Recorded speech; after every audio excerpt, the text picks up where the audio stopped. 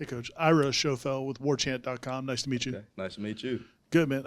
Obviously, you've been close to, probably Florida State and a lot of Florida State alumni and things Yeah. like that. What's it like to be here, and what attracted you to the job? It's very exciting to be here. Number one, I think, it's Florida State, one of the top programs in the country year after year. And just growing up in this state, what I've seen this program do, over the years, it's definitely a program that's always on your radar. If you get an opportunity to work there one day, you'd be really excited about it. So that's what attracted me to it. And then obviously Coach Norvell, the job he's done, Coach Malzahn, my relationship with him. So there's a lot of familiar faces for me here too that really makes this an exciting opportunity. Come up front here to Chris.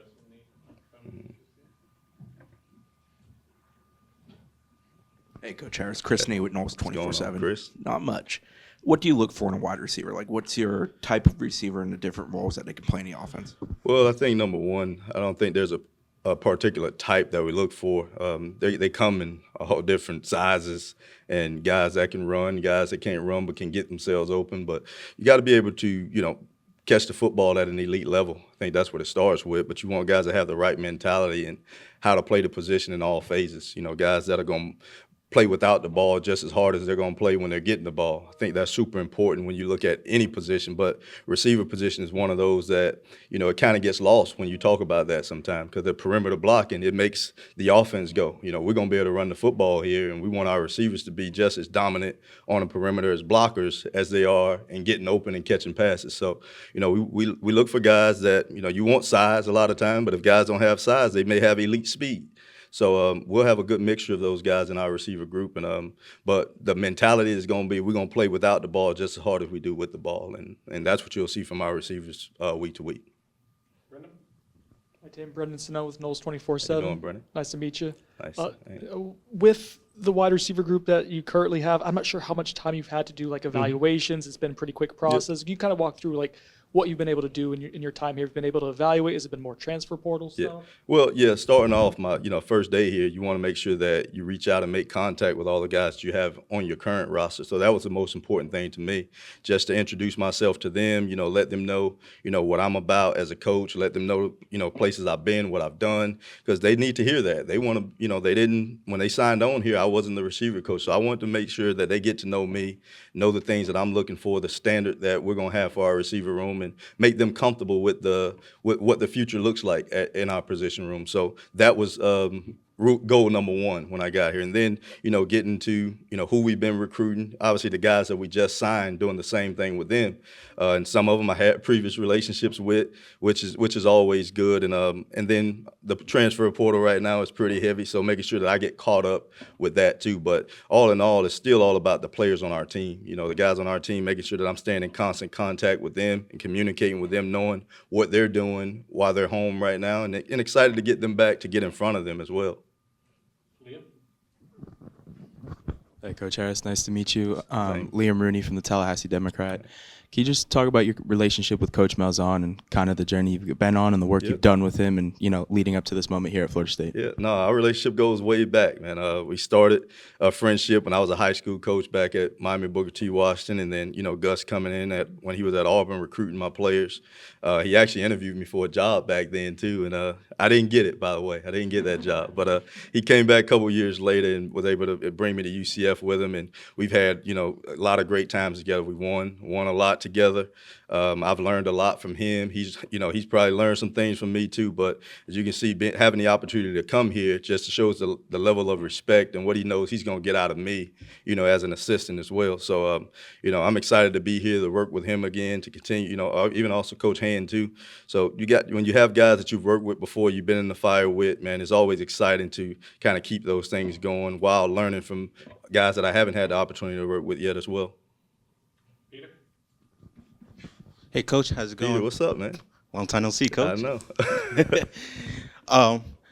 Coach, obviously from the other side, having Patrick Surtain coaching the DBs and you on the wide receiver, was there any encounters prior to that? And if so, what is something you're looking forward to going against the DBs during practices? Well, no, as far as encounters, other than, me knowing Pat from back home and recruiting his school too, we've always had a really good relationship. I'm excited about our matchups in practice. I know, how he's going to coach those guys over there. I know what I'm getting from that standpoint, from a competitive standpoint, and we're going to match that. So it's going to be a lot of fun with our receivers and DBs being able to go at it this year.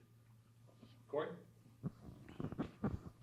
With Javian Boggs, I don't know. I'm sure his measurables are very, very good, but it also seems like he's one of these guys, obviously, that just has a natural knack for getting open and catching the football. How much of that stuff is taught?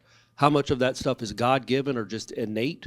And will he be an early enrollee? And do you see him particularly having a chance to play a lot this year? Yeah, well, when you go to start with your first question, a lot of it is God-given. But Javen's been blessed to be in a really good high school program. His high school coach, Ryan Snyder, does a really good job with his program, and his game has developed every year. So, when you match that God-given ability with him showing the level that he's taking his game to year after year, he's getting the right development. And that's what makes him, an attractive prospect. Obviously, our relationship goes back, and I've been able to watch his development over the years pretty closely.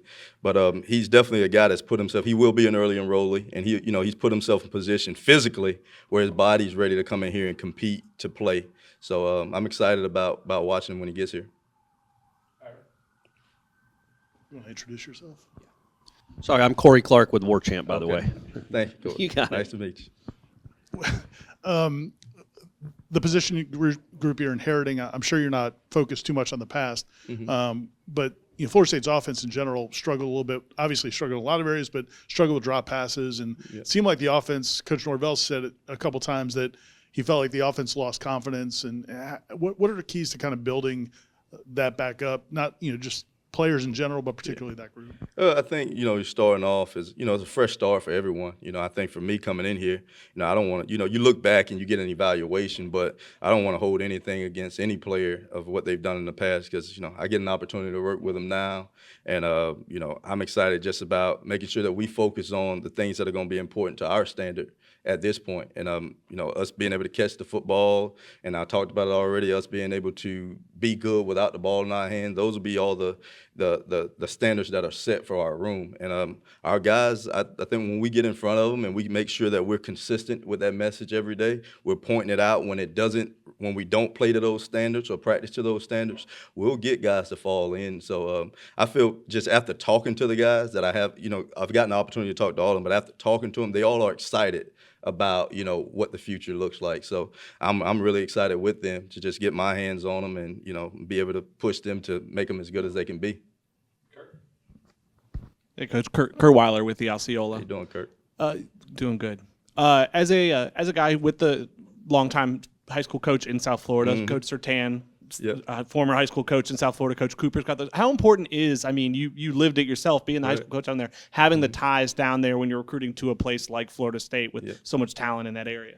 Yeah, well, Florida State's an attractive destination. I don't care where you're from. I think South Florida, wherever, North Florida, out of the state, Florida State speaks for itself. But just from when you're talking from a South Florida standpoint, it's always good when you have guys on this staff with those relationships down there because, you want to know the people that you need to talk to. You want to have the relationships with the right people that they're going to trust, being able to leave South Florida to come all the way to North Florida. They're passing some other, schools in our state that are probably trying to get them too. So when we got relationships here, like myself, Pat, and even some of our off-the-field coach, Evan, obviously, and then some of our off-the-field coaches, it's a really big advantage for us. So we're going to make sure that we do all we can to be aggressive and use and play to those advantages.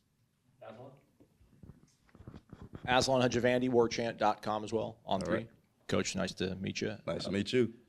What do you tell a player when he says, hey, Coach, seems like Coach Gus likes to run the football a lot as a wide receiver. What do you tell those guys about their opportunities in this offense? Well, what I say, first of all, we're going to look at history. We got a lot of receivers that have been in this offense that have put up a lot of big numbers. 2 years ago at our last place, moving to a new conference, we had the number 1 receiver in that conference and the number 5 receiver in that conference with a successful running back too. So this offense has shown that, you can do it all. And when it's at its best, we are able to pass the football. So we'll put things in front of them and show them tape because, you're right, people may say those kind of things, but and all the time as a receiver, being honest, what I tell them is it's not a bad thing that you can run the football at a very high level. When you run the football at a very high level, you get a lot of one-on-one matchups, and as a receiver, that's what we want most of the time. When people got to play us one-on-one because they got to put extra hats in the box, hey, I love that. So we sell that too. We can run it with the best of them.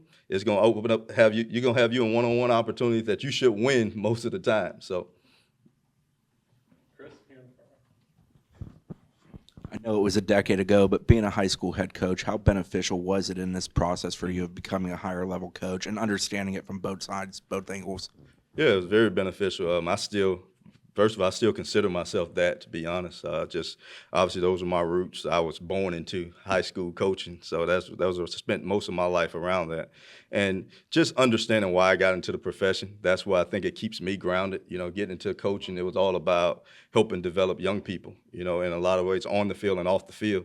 And when you get to this level, a lot of times, especially how the game is changing, your mind can start getting all over the place and you're thinking of it differently. But having that background, being grounded, starting at that level and understanding the work that goes into why you're doing what you're doing, that's helped me, every single day now.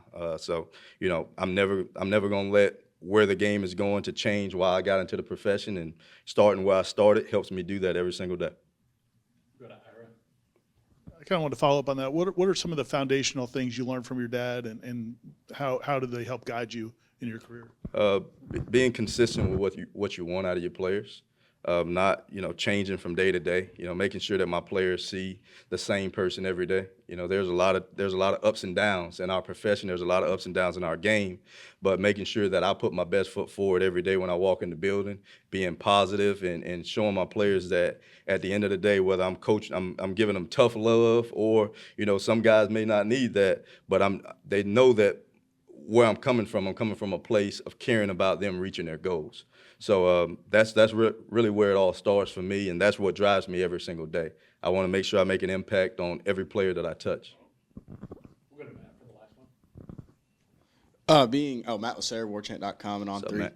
Being passing game coordinator, how big was it to get Thomas Castellanos in here early, and now you can just start running with him? Super important, man. Quarterback position, obviously most important position on the field. You got a lot of other things that goes with that. Obviously, you want to have an offensive line to protect and, block for your run game, and you want to have backs that keep. But it starts with the quarterback. There's a lot that's put on that guy's plate, and when you can get a guy that has the experience and has played at a high level like Thomas has, and then has been in our system, and, he know us. I was with at UCF when we recruited Thomas. We're there his freshman year, so he's familiar with people that he's going to be around right now, and that helps guys. So he's been able to go off and learn and get an opportunity to play in some big games and win some big games. And now he's coming back to a place where it's really started his college foundation as far as system. Where he's coming back to that system that he's not going to be in a foreign environment, what I say. So I'm very excited to have Thomas. I think our receivers and all of our other skilled players is going to be excited as well. Okay, thanks, guys. All right, thank y'all. Hey, appreciate it. Nice to meet y'all.